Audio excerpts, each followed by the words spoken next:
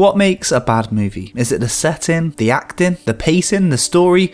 I mean, what's the worst film you've ever seen? Have a think. But have you ever seen a movie so bad that it's, well, good? Whatever your answer is, a lot of people seem to think The Room is that movie.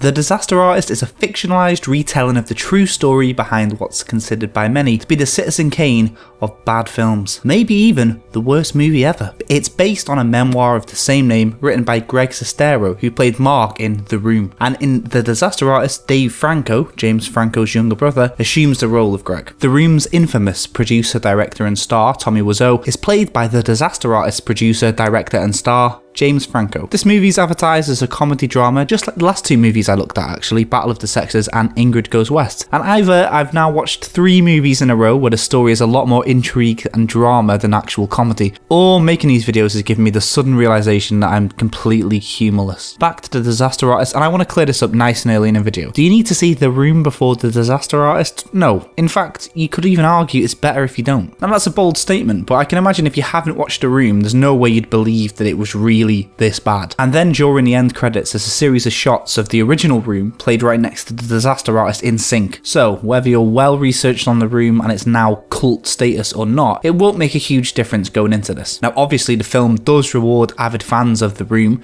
with tiny little details and Easter eggs, like an allusion to the vampire subplot that's certain to get a couple of smug exhales from cinema goers in the know. The plot's pretty straightforward and it follows Greg Sestero and Tommy Wiseau, 2 down on their luck actors meeting for the first time and then building a close and pretty strange friendship as they decide to break into the world of acting and make big Hollywood movie. And the film follows that journey from when they met all the way up until the night of The Room's premiere. So it's based on a true story like we've already established, and one that's pretty well documented by now, so even though I'm a spoiler-free channel, I feel I haven't really got much to worry about with this one, and a lot of people are probably going to watch this film just to laugh. Now there was a decent amount of funny moments, but nothing I'm going to remember as a highlight or the standout of the film, and the audience, certainly when I saw it, seemed to find Tommy's mysterious accent to be the butt of most jokes, and I guess that accent is almost a character in itself. It's almost indecipherable at times, and to be honest, I was devoting a small portion of my concentration to Tommy's accent nearly every time he was on screen. There's a bit of melodrama to the whole situation, with Tommy being a laughingstock not just in reality, but also this depiction of him by James Franco. And it all seems a little bit Elephant Man to me, but that's just my opinion. James Franco is a believable Tommy Wiseau, even if it does take a good 20 minutes to warm to him, and I really believe him when he says that he watched hundreds of hours of Tommy Wiseau archive footage to get into character. He even gets his mannerisms right and things like that, so it's some really good character acting if I do say so. Dave Franco as Greg Sestero was pretty good, I